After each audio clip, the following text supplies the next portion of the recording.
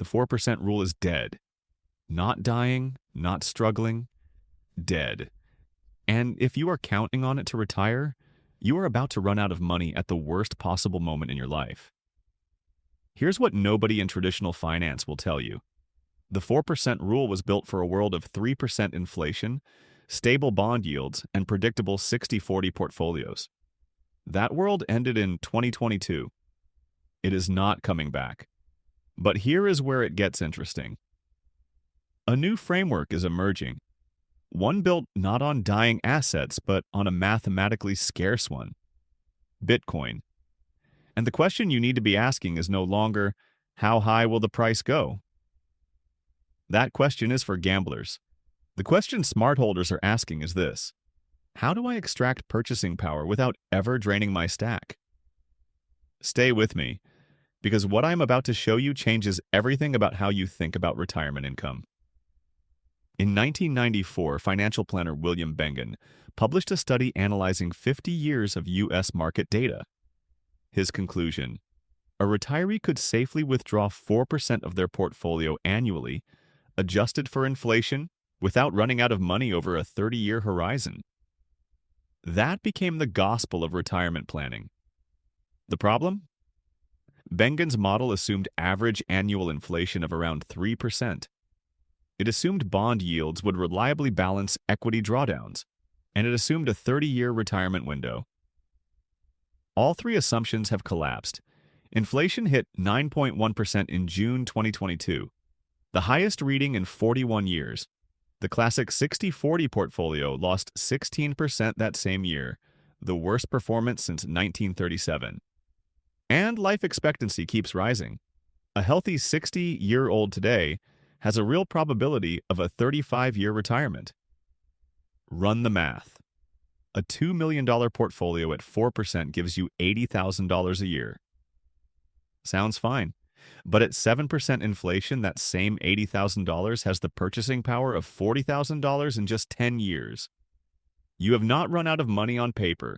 You have run out of money in reality. This is the trap, and most people walk straight into it. Now here's the question nobody is asking yet. What if the withdrawal problem is not about rate at all? What if it is about the asset class? Most people still think about Bitcoin as a price speculation. Buy low, sell high, pay taxes, spend the proceeds. That is the gambler's framework, and it destroys the asset. Smart holders think differently. They ask a different question entirely. What if I never sell? This sounds abstract. It is not. It is a concrete financial strategy already being used by sophisticated investors today. Here is the mechanism. Bitcoin has a fixed supply of 21 million coins. That number will never change. No committee can vote to increase it. No central bank can dilute it. The math is locked into the protocol. Meanwhile, the dollar loses purchasing power every single year, has since 1971. The Federal Reserve's own data shows the dollar has lost over 87% of its purchasing power since Nixon closed the gold window. So you have a fixed supply asset appreciating against a continuously inflating currency. That asymmetry is not a bet, it is arithmetic. Now here is where the strategy gets powerful, and this is the insight most people miss. You do not need to sell Bitcoin to access its value. This is the first payoff. The core insight. Bitcoin-backed loans. Here is how it works. You hold your Bitcoin. You pledge a portion as collateral to a lending platform. You borrow dollars or stablecoins against that collateral at a loan to value ratio typically between 30% and 50%. You receive liquidity. You pay interest. Your Bitcoin stays in your stack, continuing to appreciate. You never trigger a taxable event. You never reduce your principal. And if Bitcoin's long-term trend continues, the value of your collateral grows faster than the cost of your interest. Let me make this concrete. Say you hold 5 Bitcoin. At $100,000 per coin, that is a $500,000 position. You borrow at 40% LTV. That is $200,000 in accessible liquidity. Annual interest at 10% costs you $20,000. But if Bitcoin appreciates at its 10-year compound annual growth rate of approximately 70%, your collateral grew by $350,000 in the same year. The numbers are not balanced. They are not even close. Now, a warning. This strategy has a kill switch, and most people who try it get taken out by it. Liquidation risk.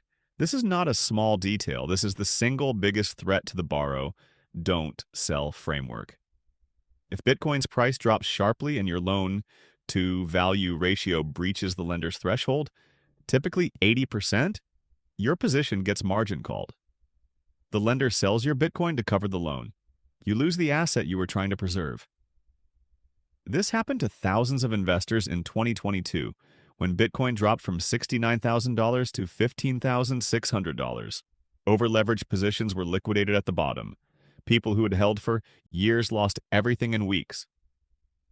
The solution is not to avoid this strategy. The solution is to use it conservatively. Sophisticated practitioners borrow at 20% to 30% LTV, never more. That gives you a buffer.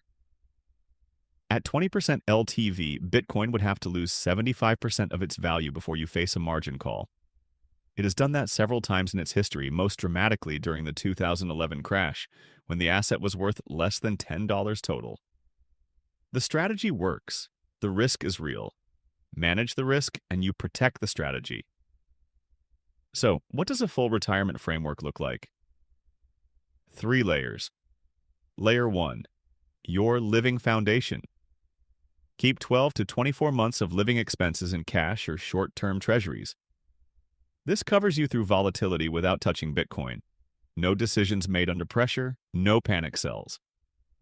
Layer 2. Your borrow facility. Maintain a standing credit line against 20% to 30% of your Bitcoin position. Draw from this for discretionary spending. Repay from cash flow, investment income, or new borrowing as your collateral value grows. Interest becomes your only expense, not capital depletion. Layer 3. Your long horizon stack. The remainder of your Bitcoin untouched. No loans, no pledging. This is your generational wealth layer. It compounds, it appreciates. It is never liquidated. This is not a theory. It is the framework that family offices and high net worth Bitcoin holders are quietly building right now, away from the noise of price prediction and short-term speculation. The shift is simple. Stop asking how high the price goes. Start asking how little you need to sell to live well. Here is what you now understand that most people never will. The 4% rule was built for a world that no longer exists. It was a good answer to the wrong question. The right question is not, what percentage can I safely withdraw? It is, how do I access purchasing power without destroying the asset that generates it?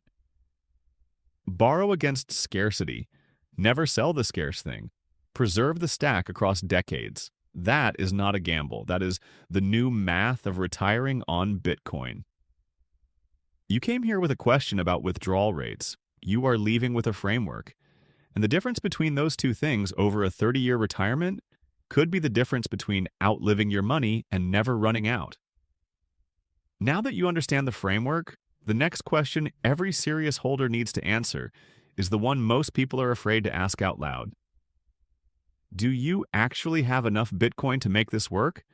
If you are in the 0.1 to 0.5 Bitcoin range and wondering whether retirement is still possible, the video appearing on your screen right now gives you the exact blueprint. Watch it next.